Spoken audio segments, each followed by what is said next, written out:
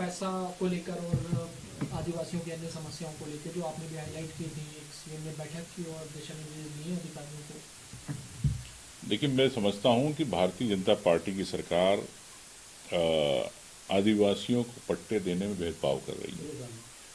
और क्या फॉरेस्ट के लोग मिलके क्या आदिवासियों की जमीनों पे कब्जे करवा रहे हैं? क्या वो आदिवासी पहले से वहां पे रह रहे थे 2006 के पहले? ये आज एडवांस टेक्नोलॉजी है का जमाना है।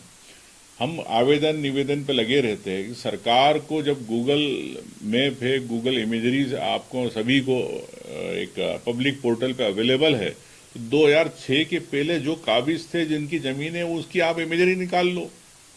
ये जो दावे आपत्तियां हो रही है, नए आवेदन आ रहे हैं, पुराने आवेदन आ रहे हैं, तो इनको लेके सरकार स्पष्ट नहीं है। क्या फॉरेस्ट डिपार्टमेंट के पास क्या नहीं है? क्या इमेजरीज नहीं है? तो मैं अवेलेबल करा देता हूं 2006 की पहले की।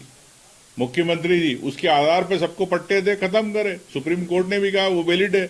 वहां के ग्राम सभा में जो बड़े बुजुर्ग लोग जिन्होंने कहा कि हम यहाँ पर ये लोग काबिज है, तो उस आधार पे दे। किस आधार पर जिले की कमेटियां निरस्त कर रही है, ये समझ में नहीं आता। ये राजनीतिकरण हो रहा है।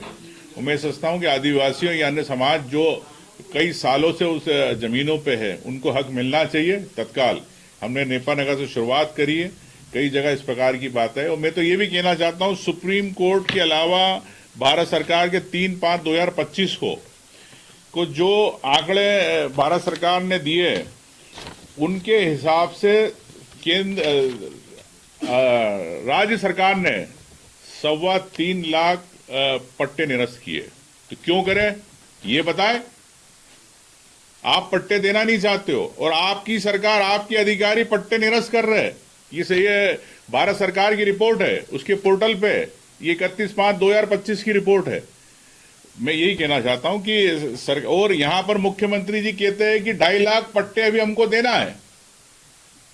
तो क्या केंद्र सरकार झूठ बोल रही है कि मध्य प्रदेश सरकार झूठ बोल रही है? ये स्पष्ट करे। ये सब चीजें पोर्टल पे है। मैं समझता हूं कि इस पे तत्काल सरकार को संज्ञान लेना चाहिए। या तो केंद्र सरकार को झूठी बात कर रहे हैं, झूठे जवाब दे रहे हैं यहाँ के अधिकारी, उन पे तत्काल कार्रवाई होना चाहिए। और अगर यहाँ पर इतने लोगों के लंबित पट्टे हैं, तो मेरा यही सुझाव है मुख्यमंत्री जी को कि तत्काल गूगल इमेजरी से उठाए, अधिकारियों को बोले, और एक एक जिले के अंदर की रिपोर्ट, कोई बड़ी बात नहीं है, 1 महीने के अंदर रिपोर्ट बन जाएगी। किसी की आवश्यकता नहीं कागज लेने की। लेकिन सरकार पट्टे देने में भेदभाव कर रही है और जो हकदार है, जो पिछले 2006 से पहले से वहां पर रहते आ रहे, उनको नहीं देना चाहती। ये हम चाहते हैं कि सरकार इसमें तत्काल, भाषणबाजी से काम नहीं होगा। नीति और नियत स्पष्ट होना चाहिए भारतीय जनता पार्टी की सरकार की। कानून व्यवस्था को लेकर आप लोगों का लेकिन निश्चित तौर से जिस प्रकार से ये घटना घटी और सरकार ने किस प्रकार से बयानबाजी कराई, बदलाव कराए, प्रदेश अध्यक्ष जी के खिलाफ एफआईआर हुई इस मामले में, तो मैं समझता हूं कि एक सामान्य बात हो गई है कि पूरे प्रदेश के अंदर किसी पे भी झूठी एफआईआर कराना, ये भारतीय जनता पार्टी का हथियार हो गया है। और मैं समझता हूं इसीलिए पूरी कांग्रेस पार्टी के कोई भी कार्यकर्ता, चाहे प्रदेश अध्यक्ष हो चाहे आम कार्यकर्ता हो, पूरी कांग्रेस पार्टी उसके साथ खड़ी है। अगर और किसी जिले में इस प्रकार से अगर प्रताड़ित किया जाएगा, आम व्यक्ति, कांग्रेस का कार्यकर्ता हो या आम जनता जो आपकी सबकी आवाज उठाती है, उनके खिलाफ पूरी कांग्रेस पार्टी उसके साथ खड़ी रहेगी। ये कल हम लोग पहुंच रहे हैं।